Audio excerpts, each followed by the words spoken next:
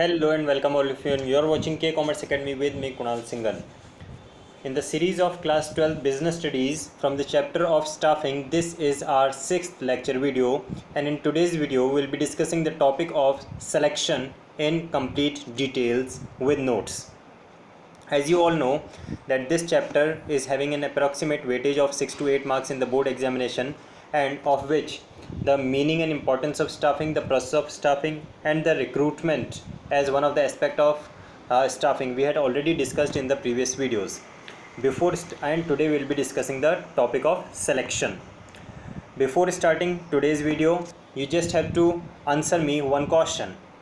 What are the three elements of staffing, or what are the three components of staffing? जल्दी से answer कीजिए comment में. Now let us start with today's topic, that is selection. What does selection mean? Selection is the process of identifying and choosing the best person out of a number of prospective candidates for a job.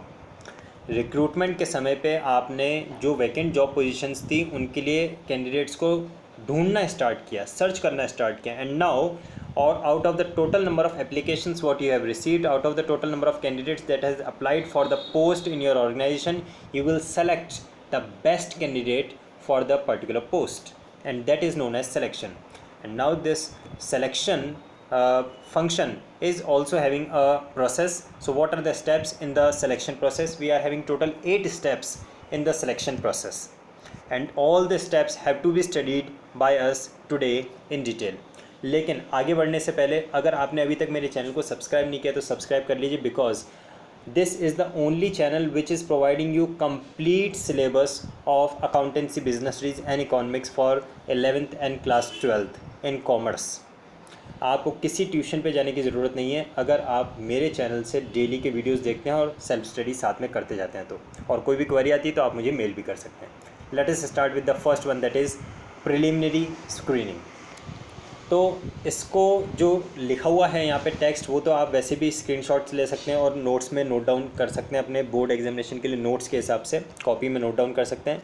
But मैं आपको एक छोटी सी story सुनाता जाऊँगा. Actually वो story नहीं है, हमारे स्कूल में ही जब हमने एक क्लरिकल पोस्ट का इंटरव्यू कंडक्ट किया और उस क्लरिकल पोस्ट में हमें वैकेंट जॉब पोजीशन पे सिलेक्शन करना था. तो so I was also there in the selection committee, in the recruitment committee. So वो मैं एक पूरा आपके साथ इंसिडेंट शेयर करूँगा और ये आपको सिलेक्शन का प्रोसेस 8 स्टेप्स का कंप्लीट समझ में आ जाएगा. तो सबसे पहले हमने क्या किया, हमने वेब पब्लिशिंग का सहारा लिया और उसके बाद में हमें बहुत सारी applications milli.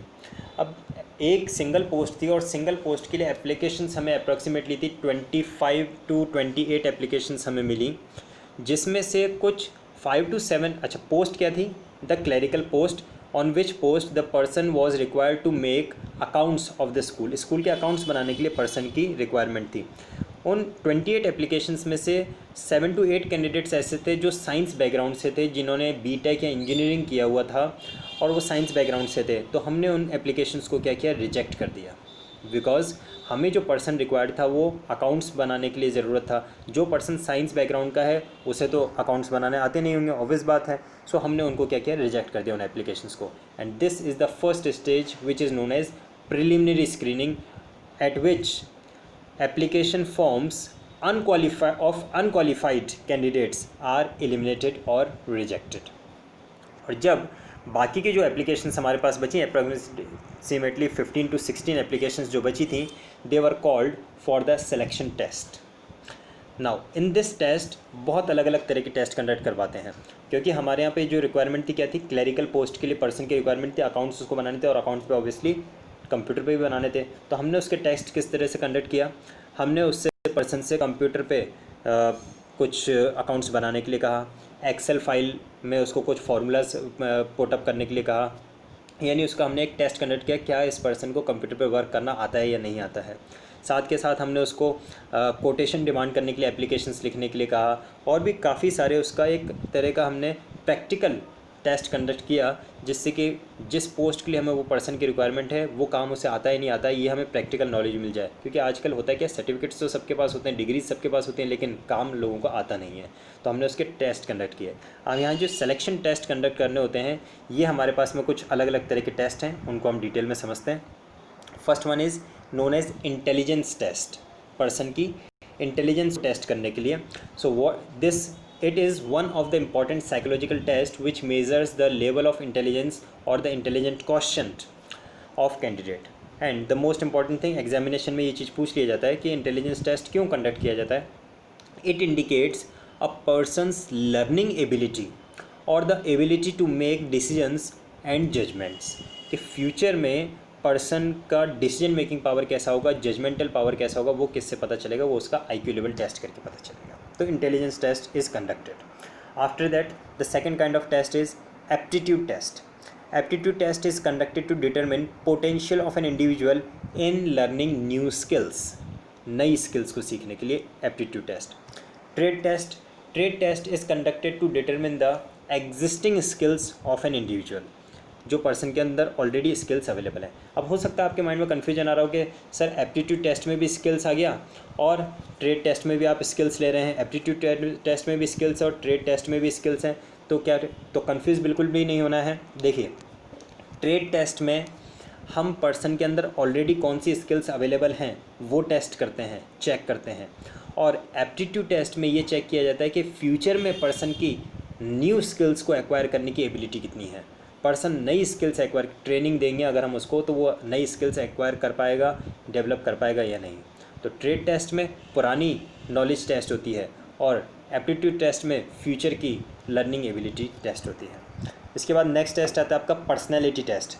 Personality test are conducted to measure the personal characteristics such as values, beliefs, attitude, emotional stability, capacity to get along, maturity etcetera. मतलब ऐसा नहीं हो कि बॉस ने पर्सन को डांटा और पर्सन घर जाके सुसाइड कर ले, इतना इमोशनली वीक नहीं होना चाहिए पर्सन। तो पर्सन की इमोशनल कैपेसिटी, मैच्योरिटी और ये सब चीज़ें चेक करने के लिए हम पर्सनैलिटी टेस्ट कंडक्ट करते हैं। After that next comes is interest test. काफ़ी इंपॉर्टेंट है, पर्सन का इंटरेस्ट किस फील्ड में है, कौन से काम को करने में वो कभी भी एग्जॉस्टेड फील नहीं करेगा, टायर्ड फील नहीं करेगा। सो पर्सन का इंटरेस्ट टेस्ट भी कंडक्ट किया जाता है। These are the 5 kinds of test that we conduct to check the person's employment ability और the selection under the selection test.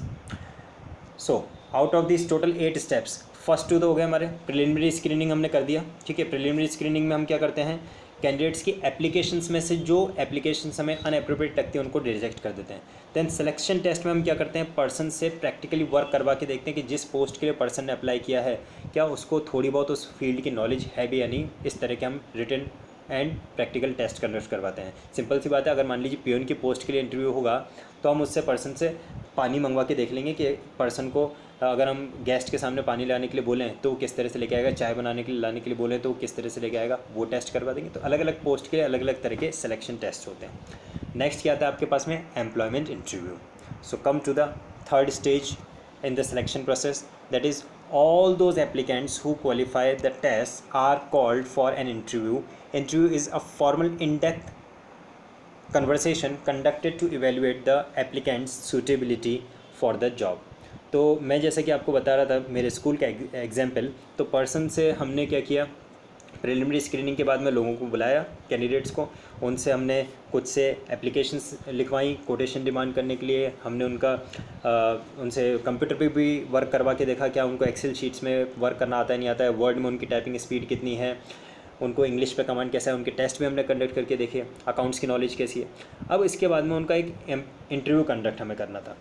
जिन लोगों ने अपना employment test, selection test complete कर लिया, उसके बाद में हमने इंटरव्यू कंडक्ट किया। इंटरव्यू के पैनल में approximately 4 people were there, we were the 4 people, जिन्होंने बैक टू बैक क्वेश्चनिंग किया।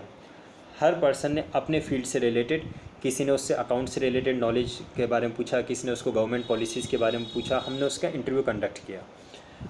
After that interview now we need to check the person's reference and background. किस तरह से क्यों चेक करते हैं, ये सीधी सी बात है कि जिस ऑर्गेनाइजेशन से पर्सन छोड़ के आ रहा है, क्या वो छोड़ के आ रहा है या वहाँ से उसको निकाला गया है, ऐसा तो नहीं मालूम पड़ा पिछली ऑर्गेनाइजेशन में उसने कुछ इलीगल काम किया था, पिछली ऑर्गेनाइजेशन में उसका परफॉर्मेंस अच्छा नहीं था इसलिए उसको निकाला जा रहा है। तो ऐसे कैंडिडेट को अगर हम यहाँ पे अपॉइंट कर लेंगे तो ये तो हमारे लिए और ख़राब हो जाएगा। सो हम उसका पर्सन का रेफरेंस और बैकग्राउंड चेक भी करते हैं कि पर्सन का पिछले ऑर्गेनाइजेशन में कैसा एप्टीट्यूड रहा है, उसका कोई क्रिमिनल बैकग्राउंड तो नहीं है, वो चेक किया जाता है।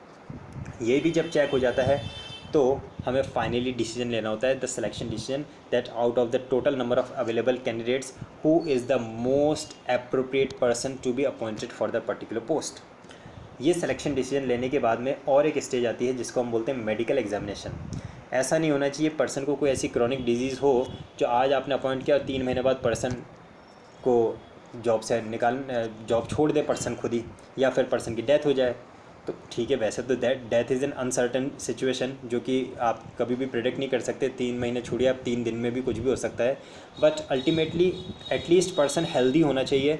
ऐसा नहीं होना चाहिए कि पहले से कोई उसको क्रॉनिक डिजीज़ थी और जिसकी वजह से हमें दोबारा से पूरा सिलेक्शन का प्रोसेस कंडक्ट करवाना पड़ जाए। तो हम एक मेडिकल एग्जामिनेशन भी कंडक्ट करवाते हैं। हमारे तो ऑर्गेनाइजेशन में खुद ही का हॉस्पिटल है तो वहीं पे मेडिकल टेस्ट कंडक्ट हो जाता है। अदरवाइज़ किसी भी गवर्नमेंट हॉस्पिटल से पर्सन का मेडिकल टेस्ट कंडक्ट करवाया जा सकता है। और उसके बाद में पर्सन को हम जॉब ऑफ़र देते हैं। उस जॉब ऑफ़र में हम बताते हैं कि किस पोस्ट के लिए हम आपको ये ऑफ़र दे रहे हैं, उस पोस्ट पे हम आपको कितनी सैलरी प्रोवाइड करेंगे, कितनी लीव्स प्रोवाइड करेंगे, how much hours you have to work every day, what will be the benefits will be provided to you. Complete job offer देते हैं और साथ में उसको एक टाइम लिमिट देते हैं कि अब इस जॉब ऑफ़र को एक्सेप्ट करना है या रिजेक्ट करना है। आपके पास 7 डेज़ का टाइम है और अगर आप 7 डेज़ में इस जॉब को ज्वाइन नहीं करते हैं then will appoint the second candidate. अगर आप नहीं लेते हैं तो जो सेकंड रनर अप है उसको हम इस पोस्ट पे अपॉइंट कर देंगे। जॉब ऑफ़र के साथ में हम उनको एक पर्टिकुलर 5 to 7 डेज़ का टाइम पीरियड देते हैं। अब अगर पर्सन ने जॉब एक्सेप्ट कर लिया इसका मतलब now it will enter into a contract between the employer and the employee. जो पर्सन एम्प्लॉयमेंट दे रहा है और जो पर्सन जिसको हम एम्प्लॉयमेंट में एंटर कर रहे हैं या एम्प्लॉय एज एन एम्प्लॉय इसको हम जॉब पे अपॉइंट कर रहे हैं, हम दोनों के बीच में एक कॉन्ट्रैक्ट फॉर्म हो जाता है। That can be called as the contract of employment और द अपॉइंटमेंट कॉन्ट्रैक्ट और whatever. Here ends up the selection process. तो टोटल 8 स्टेप्स का ये प्रोसेस है सिलेक्शन प्रोसेस। इन 8 में से जो फर्स्ट 6 स्टेप्स हैं आप देख सकते हैं, preliminary screening, selection test, employment interview, reference and background check, selection decision and medical examination. ये जो 6 स्टेजेस हैं, इन फर्स्ट 6 स्टेजेस पे क्या होता है, रिजेक्शन का सिलसिला चलता रहता है। जो भी कैंडिडेट हमें अनसूटेबल लगता है, इवन मेडिकल एग्जामिनेशन के टाइम पे भी अगर पर्सन हमें मेडिकली फिट नहीं मिला तो हम उसको रिजेक्ट कर सकते हैं। तो इन सारी स्टेजेस पे रिजेक्शन का प्रोसेस चलता रहता है and that is the reason selection is also known as the negative function of staffing. लेकिन इसके बाद के जो लास्ट 2 स्टेप्स हैं that is job offer and contract of employment, ये दोनों यहाँ पे कोई भी रिजेक्शन नहीं होता है। जब हमने जॉब ऑफर दे दिया पर्सन को यानी हमारी तरफ से तो वो फाइनलाइज्ड है। अब तो उस पर्सन के ऊपर है whether to accept the offer और नॉट, और अगर उसने ऑफर एक्सेप्ट कर लिया तो वो कॉन्ट्रैक्ट ऑफ एम्प्लॉयमेंट में एंटर हो जाएगा। तो this is a complete selection process जिसमें से फर्स्ट 6 स्टेप जो हैं वो आपके रिजेक्शन की स्टेजेस हैं और लास्ट की जो आपकी स्टेज आती हैं 2 स्टेजेस वो आपकी नॉन रिजेक्शन स्टेजेस हैं।